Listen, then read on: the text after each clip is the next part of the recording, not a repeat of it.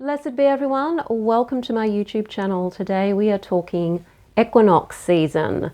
In about 3 weeks there is going to be an equinox. In the Northern Hemisphere it will be Mabon, and in the Southern Hemisphere it will be Ostara. So I thought I would get in at the beginning of the month and start talking about what you can do to celebrate the equinox. But before we do that, my name is Sandra. I am the author of Crafting Your Wiccan Path. If you want to know more about Wicca, Witchcraft, Tarot, shadow work, magic, hit the subscribe button and the notification bell so that you don't miss any videos. If you want to know where to start your witchcraft practice but you're just confused with all the practices out there, where's a good place to start, what do I need to know, how can I pace myself so that I can learn everything but I don't have to learn it all at once, it is a blueprint to show you how you can do that. So if you're already a little bit aware of what witches do and you're just trying to put it all together to learn it yourself, there's a link in the description field below this video for how you can watch that masterclass. The equinox season is a season of balance, and whether you're in the Northern Hemisphere or the Southern Hemisphere at the time of this video, you're still facing times of balance. So in the Southern Hemisphere where I am, we're coming out of the winter months and we're going into the summer months. And the equinox marks that beautiful equilibrium, that point in the middle where the day and night are equal in length. And in the Northern Hemisphere, you're also at that beautiful equilibrium of the day and night equaling in length. And in some places, there's even similar temperatures between the Southern Hemisphere and the Northern Hemisphere because we're dealing with a balance that's going on within the planet itself. And there's ways you can celebrate this balance. It doesn't matter where you are in the world, you can still celebrate it. Even if you're closer to the equator, you're still going to feel more of a sense of balance at this time of the year. So what can you do to celebrate? In witchcraft, or in pretty much most pagan religions or spiritual traditions around the world, we practice the seasonal changes because we're connecting to nature and we're wanting to be in tune with the cycles of nature so that we can be in tune with ourselves as we change with the tides. And so at the equinoxes, we're focusing on the balance in our lives. If you're in the Southern Hemisphere, you're going to be planting new seeds for new things you might want to do, ideas you have. You may find your energy may be starting to increase. You may be looking forward to doing things because there's more sunlight. In the Northern Hemisphere, you may be sort of feeling it's time to sort of come down from that. You may find your energy may be starting to drag a little bit as you're beginning to approach the darker time of the year. And if you're in those places where you experience a lot of winter and really cold winters, you're probably getting ready for that, even if you're not consciously aware of that. Traditionally, when we were living off the land, these seasonal points were very important to us because they told us when we needed to harvest food, how much we probably needed to harvest, and what was coming. And so we really needed these times of the year to let us know how to survive and how to work with nature in order to survive well. So they're wonderful seasonal.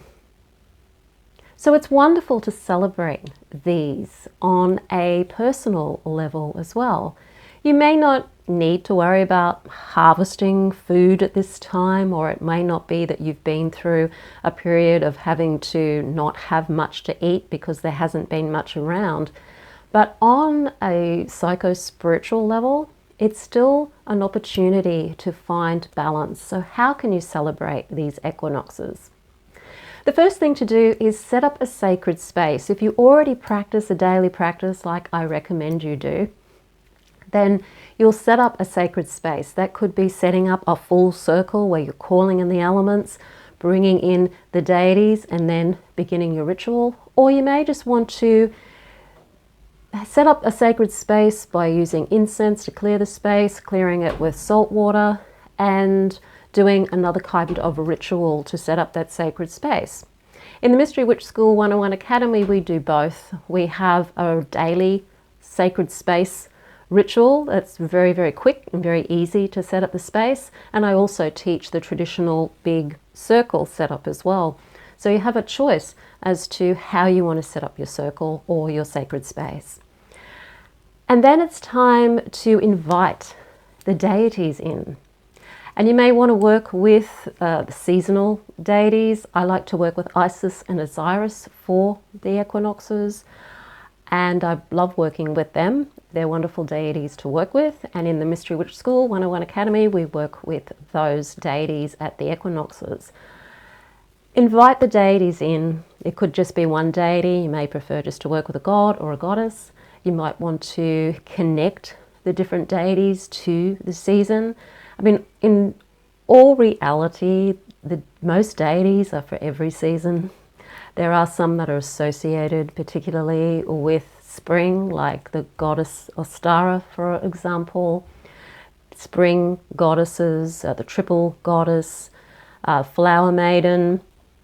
You've also got your gods of the season as well. You could work with Cernunnos heading into the autumn season, because you're sort of starting to connect more with those earthy colours and really thinking a little bit more about surviving on the earth. And Cernunnos is wonderful to work with at this time of the year for those who are celebrating Mabon. And then when you've called in the deities, it's time to ground yourself and achieve that balance within yourself. And the way that you can do that is as you close your eyes and you take in a few deep breaths and you let those breaths out. Imagine that you've got tree roots coming from the spine, going down, down, down into the ground. And those tree roots are connecting very deeply into the core of the earth, going through all of those layers of the earth. And this helps ground your energy. It takes you out of your head and into your body and connects you with the earth. It helps you feel stabilized by the weight of the earth beneath you, giving in to gravity and really feeling that sense of security and safety and stability of the earth. And if you've been focusing on that for a few minutes, you can then bring in the energy from around you through the crown. So you can imagine that you have tree roots coming from the crown, and those, not tree roots, sorry, tree branches. So you could imagine that you have tree branches coming out from your crown, and that there's energy coming in through those branches, coming down into your body. And as you're bringing up the energy from the earth, you can also bring in energy from sky and allow those energies to merge in your body, giving it a balance of the earth and sky. So you're balancing yourself with those energies. You're balancing the energy of the feminine energy of the earth and the masculine energy of the sky, if you're wanting to work with that imagery of Sky Father, Earth Mother. That balances your yin and yang within yourself. And you can just enjoy that. You can sit with that. Meditate on what does balance mean for you at this time in your life. This year, in this particular season, what do you need to balance in your life? What's gone out of balance? What would you like to bring into your life or let go of that could help you bring more balance into your life? If you're in the Northern Hemisphere and you're celebrating Mabon at this time, it might be about letting go. What do you need to let go of that doesn't serve you? If it's spring and you're in the Southern Hemisphere like I am, it's about what can I bring in? What new seeds can I plant to give me more of a sense of balance and equilibrium in this time? And you could write it all down in a journal if you like to journal. And then if you want to perform a ceremony or even a spell at this time, you could light a candle. It could be a red candle if you're celebrating Mabon. It could be a green candle if you're celebrating Ostara. And focus on what your seasonal goal is. What are you letting go of if you're celebrating Mabon or the autumn equinox? What are you wanting to plant when you're celebrating the spring equinox or Ostara, and even do a spell for whatever that might be. Now, your altar setup can be as simple or as complex as you like. Some people love decorating and they have lots of seasonal fruits and flowers and maple leaves and all sorts of things, candles, symbols, galore on their altar, because they may have a big altar or they're just really good at arranging these sorts of things. I'm a Virgo, so I tend to be a bit sparse with my altar arrangements, and I think anybody from Mystery Witch School 101 who's seen my videos where I show you how to set up an altar for the seasons, they're pretty sparse. I may have one thing usually that represents the season, and I'll have a coloured candle, and that's pretty much my altar for the seasons. But it can be as minimal or as extravagant as you want it to be. And that's one of the great things about paganism, is it caters for everybody. And for me, for autumn, it's a red candle. For spring, it's a green candle. And I stick with that pretty much all the time. Sometimes I'll use an altar cloth that is the colour of the season, so green for spring, red for autumn. And I may decorate with some pine cones for autumn, and in spring I may find some flowers and I will decorate the altar maybe with some flowers. You can also have some symbols of balance, so you could have some scales on your altar, or you could have a sun and a moon symbol for the balancing of day and night, which is the equilibrium that you will notice at this time of the year. And sit there and enjoy being in this sacred space, doing your ritual. And once you've finished any rite that you're doing, you've had enough there, maybe you've spent half an hour, you can then give offerings, seasonal offerings to the deities that you have worked with. So that could be seasonal teas. You could have cinnamon tea in the Northern Hemisphere for Mabon, and a rose tea for the spring equinox, for example.